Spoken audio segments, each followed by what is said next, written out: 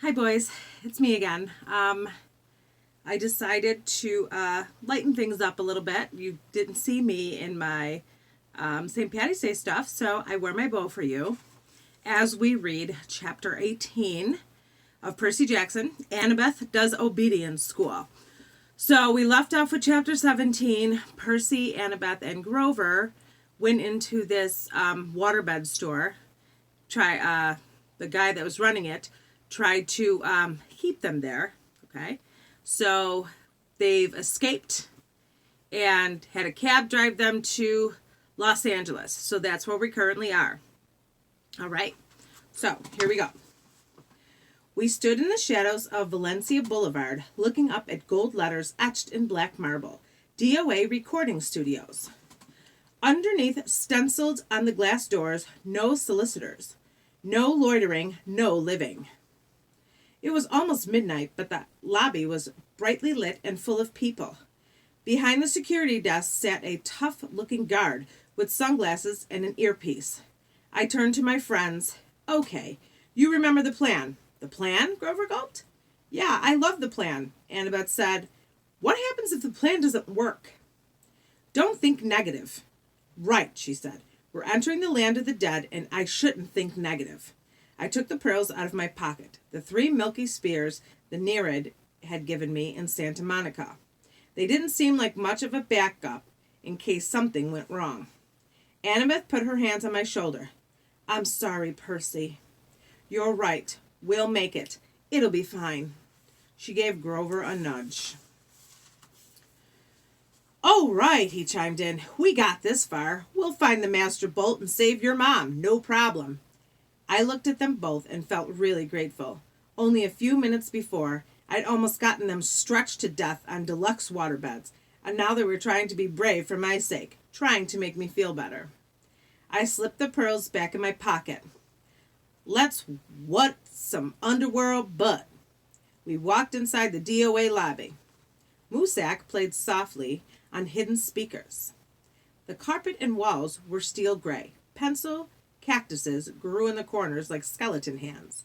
The furniture was black leather, and every seat was taken.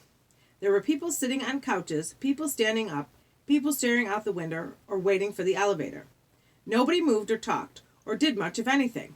Out of the corner of my eye, I could see them all just fine, but if I focused on any one of them in particular, they started looking transparent. I could see right through their bodies. The security guard's desk was a raised podium, so we had to look up at him. He was tall and elegant, with chocolate-colored skin and bleached blonde hair, shaved military style. He wore tortoiseshell shades and a silk Italian suit that matched his hair. A black rose was pinned to his lapel under a silver name tag. I read the name, then looked at him in bewilderment. Your name is Chiron? He leaned across the desk. I couldn't see anything in his glasses except my own reflection, but his smile was sweet and cold like a python's right before it eats you. What a precious young lad. He had a strange accent, British. Maybe, but also if he had learned English as a second language. Tell me, mate, do I look like a centaur? No. Sir, he added smoothly. Sir, I said. He pinched the name tag and ran his fingers under the letters. Can you read this, mate? It says Charon. Say it with me. Karen. Karen. Amazing. Now, Mr. Karen. Mr. Karen, I said. Well done. He sat back. I hate being confused with that old horseman. And now, how may I help you, little dead ones?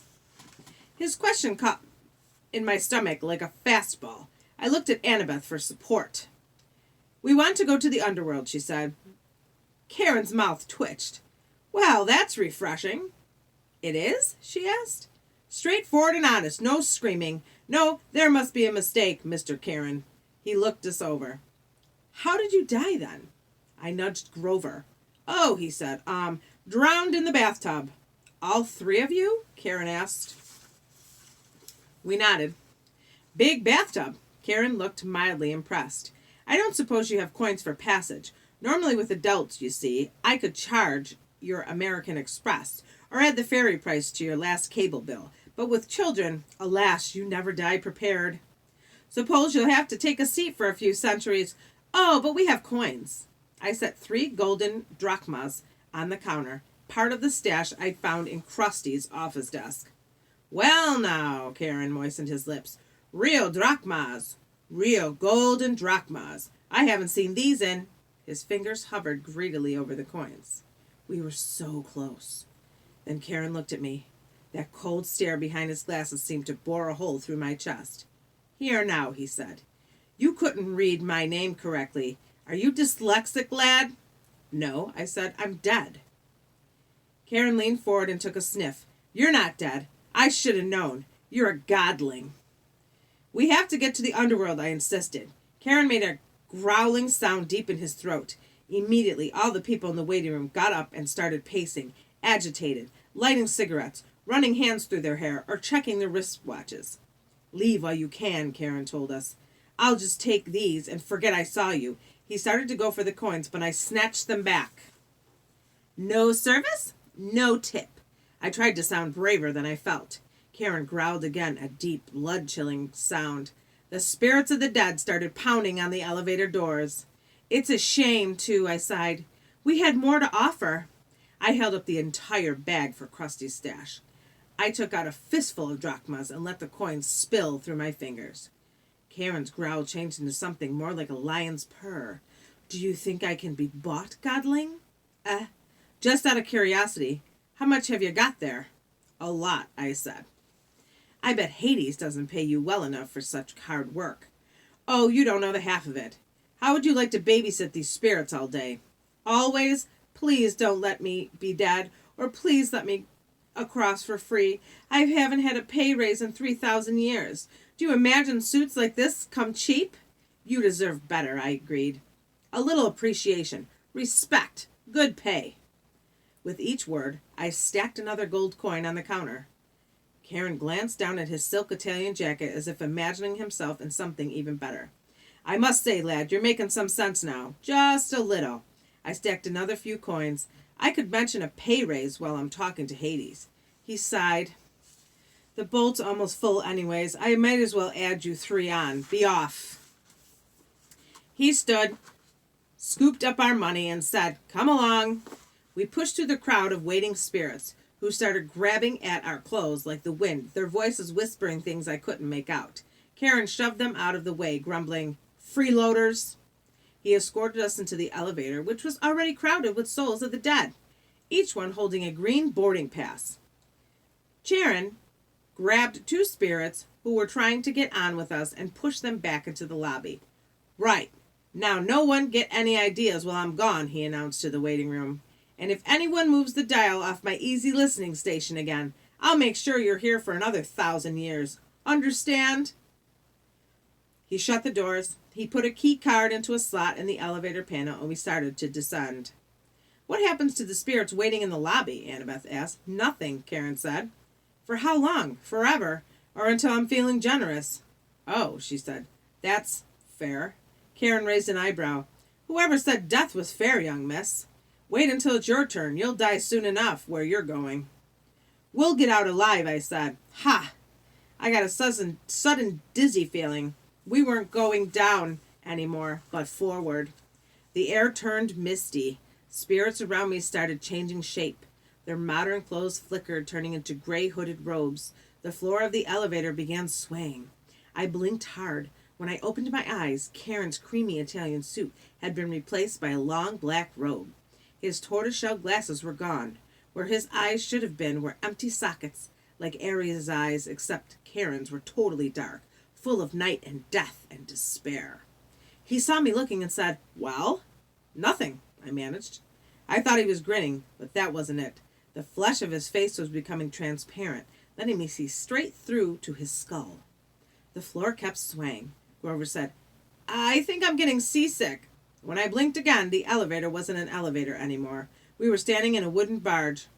Karen was poling us across a dark, oily river, swirling with bones, dead fish, and other stranger things, plastic dolls, crushed carnations, soggy diplomas with gilt edges.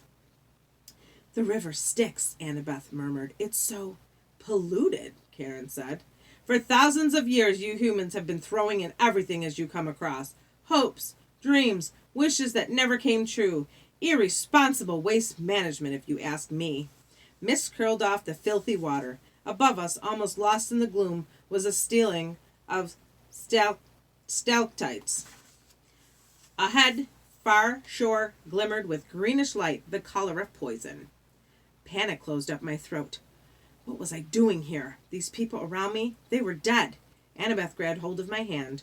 Under normal circumstances, this would have embarrassed me, but I understood how she felt. She wanted reassurance that somebody else was alive on this boat. I found myself muttering a prayer, though I wasn't quite sure who I was praying to. Down here, only one God mattered, and he was the one I had come to confront. The shoreline of the underworld came into view. Craggy rocks and black volcanic sand stretched inland about 100 yards to the base of a high stone wall, which marched off in either direction as far as we could see. A sound came from somewhere nearby in the green gloom, echoing off the stones, the howl of a large animal. Old Three-Face is hungry, Karen said. His smile turned skeletal in the greenish light. Bad luck for you, godlings. The bottom of our boat slid onto the black sand. The dead began to disembark, a woman holding a little girl's hand and an old man and an old woman hobbling along arm in arm. A boy no older than I was, shuffling silently along in his gray robe. Karen said, I'd wish you luck, mate, but there isn't any down here. Mind you, don't forget to mention my pay raise. He counted our golden coins into his pouch, then took up his pole. He warbled something that sounded like a Barry Manilow song as he ferried the empty barge back across the river. We followed the spirits up a well-worn path. I'm not sure what I'm expecting, pearly gates or a big black portcullis or something, but the entrance to the underworld looked like a cross between airport security and the Jersey Turnpike. There were 3 separate entrances under one huge black archway that said, You are now entering Erebus. Each entrance had a pass-through metal detector with security cameras mounted on top. Beyond this were toll booths, manned by black-robed ghouls like Karen. The howling of the hungry animal was really loud now, but I couldn't see where it was coming from. The 3-headed dog, Cerberus, who was supposed to guard Hades' door, was nowhere to be seen. The dead quicked up in the 3 lines, 2 marked attendant on duty, and 1 marked easy death. The easy death line was moving right along. The other 2 were crawling. What do you figure? I asked Annabeth. The fast lane must go straight to the asphalto field, she said. No contest. They don't want to risk judgment from the court, because it might go against them. There's a court for dead people? Yeah, 3 judges. They switch around who sits on the bench. King Minos, Thomas Jefferson, Shakespeare, people like that. Sometimes they look at a life and decide that person needs a special reward, the Fields of Elysium. Sometimes they decide on punishment. But most people, well, they just lived. Nothing special, good or bad. So they go to the asphalto fields. And do what? Grover said, Imagine standing in a wheat field in Kansas forever. Harsh, I said. Not as harsh as that, Grover muttered. Look. A couple of black-robed ghouls had pulled aside one spirit and were frisking him at the security desk. The face of the dead man looked vaguely familiar. He's that preacher who made the news, remember? Grover asked. Oh, yeah, I did remember now. We'd seen him on TV a couple times at the Yancey Academy dorm. He was this annoying televangelist from upstate New York who'd raised millions of dollars for orphanages and then got caught spending the money on stuff for his mansion, like gold-plated toilet seats and an indoor putt-putt golf course. He died in a police chase when his Lamborghini for the Lord went off a cliff. I said, What are they doing to him? Special punishment from Hades, Grover guessed. That really bad people get his personal attention as soon as they arrive. The kindly ones, will set up an eternal torture for him. The thought of the furries made me shudder. I realized I was in their home territory now. Old Mrs. Dodds would be licking her lips with anticipation. But if he's a preacher, I said, and he believes in a different hell. Grover shrugged. Who says he's seeing this place the way we're seeing it? Humans see what they want to see. You're very stubborn, persistent that way. We got closer to the gates. The howling was so loud now, it shook the ground at my feet, but I still couldn't figure out where it was coming from. Then about 50 feet in front of us, the green mist shimmered. Standing just where the path split into 3 lanes was an enormous, shadowy monster. I hadn't seen it before because it was half transparent like the dead. Until it moved, it bended with whatever was behind it. Only its eyes and teeth looked solid, and it was staring straight at me. My jaw hung open. All I could think to say was, "He's a Rottweiler." I'd always imagined Cerebus as a big black mastiff, but he was obviously a purebred Rottweiler, except, of course, that he was twice the size of a woolly mammoth, mostly invisible, and had 3 heads. The dead walked right up to him, no fear at all. The attendant on duty, lines parted on either side of him. The easy death spirits walked right between his front paws and under his belly, which they could do without even crouching. "I'm starting to see him better," I muttered. "Why is that?" "I think," Annabeth moistened her lips, "I'm afraid it's because we're getting closer to being dead." The dog's middle head craned toward us. It sniffed the air and growled. "It can smell the living," I said.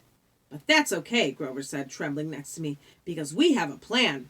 "Right," Annabeth said. I'd never heard her voice sound quite so small. "A plan." We moved toward the monster.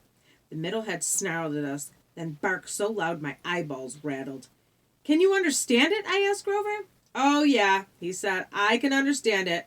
"What's it saying?" "I don't think humans have a 4-letter word that translates exactly."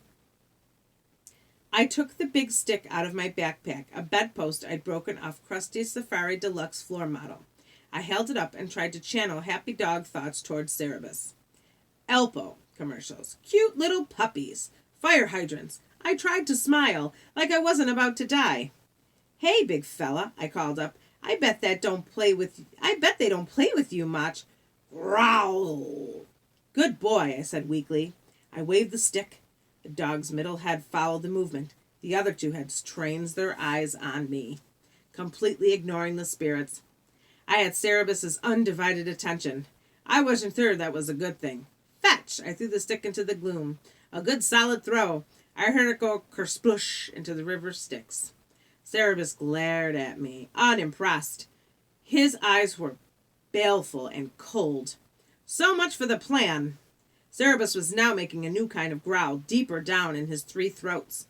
Grover said, "Percy?" "Yeah?" "I just thought you'd want to know." "Yeah?" "Cerebus? He's saying we've got 10 seconds to pray to the god of our choice. After that, well, he's hungry." "Wait," Annabeth said. She started rifling through her pack. Uh-oh, I thought. 5 seconds, Grover said. "Do we run now?" Annabeth produced a red rubber ball the size of a grapefruit. It was labeled Waterland, Denver, Colorado. Before I could stop her, she raised the ball and marched straight up to Cerebus. She shouted, "See the ball? You want the ball, Cerebus? Sit." Cerebus looked as stunned as we were. All 3 of his heads cocked sideways, 6 nostrils dilated. "Sit," Annabelle called again. I was sure that any moment she would become the world's largest milk-bone dog biscuit. But instead, Cerebus licked his 3 sets of lips, shifted on his haunches, and sat, immediately crushing a dozen spirits who'd been passing underneath him in the easy death line. The spirits made muffled hisses as they dissipated like the air let out of tires. Annabeth said, "Good boy." She threw Cerebus the ball. He caught it in his middle mouth. It was barely big enough for him to chew, and the other head started snapping at the middle, trying to get the new toy. "Drop it," Annabeth ordered. Cerebus had stopped fighting and looked at her. The ball was wedged between 2 of his teeth like a tiny piece of gum. He made a loud, scary whimper, then dropped the ball, now slimy and bitten nearly in half, at Annabelle's feet. "Good boy." She picked up the ball, ignoring the monster's spit all over it. She turned toward us. "Go now. Easy deathline. It's faster." I said, "But now," she ordered in the same tone she was using on the dog.